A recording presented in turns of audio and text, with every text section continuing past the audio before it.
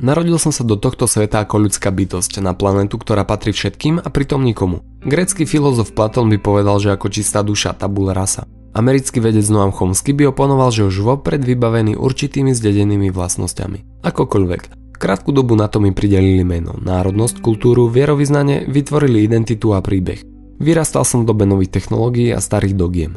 Keď som chcel behať, nutili ma sedieť, miloval som prírodu, zavreli ma dnu. Keď som sa chcel hrať, dali mi prácu. Keď som chcel snívať, dali mi predstavy. Chcel som hľadať poznatky, podávali mi ich hotové. Chcel som premýšľať, musel som sa učiť naspamäť. Chcel som hovoriť, musel som mlčať. Chcel som slúžiť slobode, naučili ma trpne počúvať.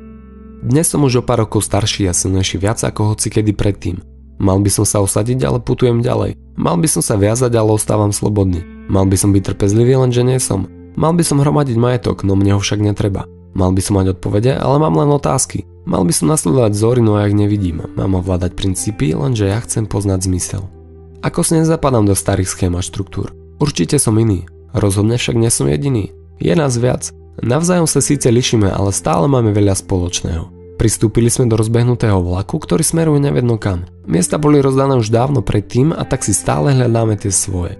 Niektorí nás nazývajú generácia Y, iní nám zase hovoria miléniové deti. Narodili sme sa a vyrastali začiatkom 80. a koncom 90. rokov minulého storočia. Naši rodičia pochádzajú z generácie X a tí, čo prišli po nás, tvoria generáciu Z. Ako každá generácia, aj tá naša je niečo špecifická a náš život odzrkadľuje dobu, do ktorej sme sa narodili. A hoci sa to nedá úplne zovšeobecniť, stále máme isté dominantné črty, ktoré nás charakterizujú asi najviac. Podľa prieskumov a štatistík sme generácia sebavedomých, netrpezlivých a samoľúbých mladých ľudí závislých na moderných technológiách, ktorí majú dobré vzťahy s rodičmi.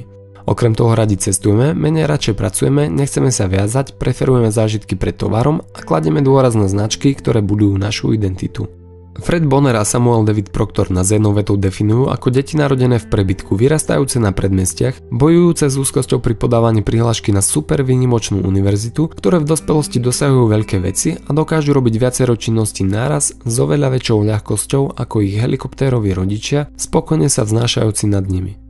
Na niekoho to možno sedí presne, na niekoho zase menej. Pravdou ale ostáva, že bez technológií by sme to neboli my. Naše detstvo bolo súčasťou výrazného technologického pokroku. A rástli sme spolu s digitálnymi technológiami a vyvíjali sa súčasne so sociálnymi médiami.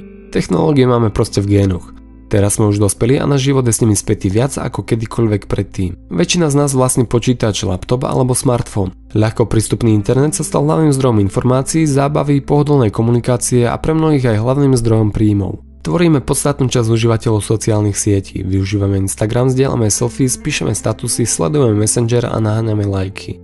Niektorí to majú pod kontrolou, iní sú ako utrhnutí z reťaze a nevedia s tým prestať. Pripojení ráno, na obed aj večer, posteli v prírode aj v práci, pri umývaní zubov, šoferovaní či jedení.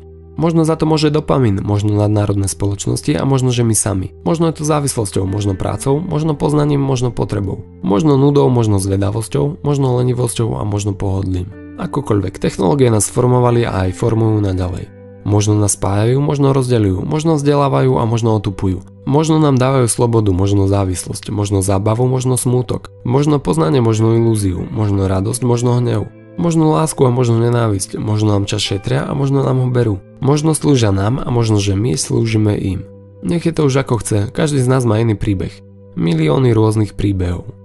Formovali nás rodičia, priatelia, učitelia, politici, kultúra, knihy, médiá, technológie a sled všelijakých zaujímavých udalostí. S príchodom našej generácie prišla aj demokracia, kapitalizmus, plávajúce menové kurzy, európsky menový systém, prvý osobný počítač a kadečo iné. Žijeme v dobe obrovských klamstiev, ale aj veľkých pravd, v dobe výdatnej krivdy, ale aj veľké satisfakcie, v dobe brutálnych podvodov, ale aj značnej spravodlivosti, v dobe úpadku, ale aj progresu.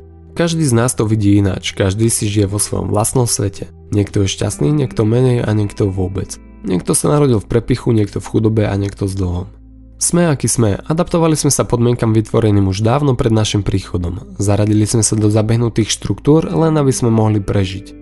A teraz sa má niekto lepšie, niekto horšie. Niekto žije v rozprávke, niekto v horore. Niekto je viac a niekto menej. Myslím si, že to je blbosť. Život je rovnováha, niekde dáva, niekde berie. Nech sa deje čokoľvek, vždy je to ako má byť. Vždy je to dobré. Vždy je to život. Každá sekunda niečo znamená. Každá sekunda má svoj zmysel. Každý moment sa dá prežiť s naplnením. Z každej chvíle sa dá poučiť, či už s peniazmi alebo bez, či už v spoločnosti alebo o samote, či už na výslni alebo v tieni. Všetci sme dostali jednu výnimočnú príležitosť, žiť život na tejto planéte. Prišli sme súčasne v jednom období, aby sme ho tu prežili spoločne, len každý trošku inde a každý trošku ináč. Vek Zeme je možno 4,5 miliárd rokov a niečo má ešte pred sebou. Vo vesmíre sa nachádzajú miliardy planét, miliardy galaxií, zrejme aj kvantum vyspelých civilizácií. Ale náš život sa odohráva práve tu a práve teraz. Spája nás toho viac, než si možno uvedomujeme. Príchod sme si sami nevybrali, ale môžeme si vybrať teraz. Každý z nás má na výber, ako pôjde cestou a ako prežije svoj život. Dostali sme sa do najproduktívnejšieho veku, preberáme voľné miesta po našich predchodcoch, začíname okupovať čoraz významnejšie pozície a stávame sa lídrami. Naša zodpovednosť neustále narastá. Určujeme budúcnosť nielen samým sebe, ale aj svojim blízkym, celej planete a nasledujúcim generáciám. A neviem ako ostatní, ale ja chcem svoju príležitosť využiť naplno. Možno, že nejde vždy všetko podľa predstav, ale to nevadí. Prehry beriem ako dar, problémy ako výzvy, poznanie ako potešenie a radosť ako motiváciu. Aby som sa vyjadril presnejšie, použijem slova Marity Golden. Neustále útočím na život, bez oddychu vyhľadávam každé potešenie, pátram po odpovediach, dokonca žmýkam zo života aj bolesť. Plienim život a lovím ho.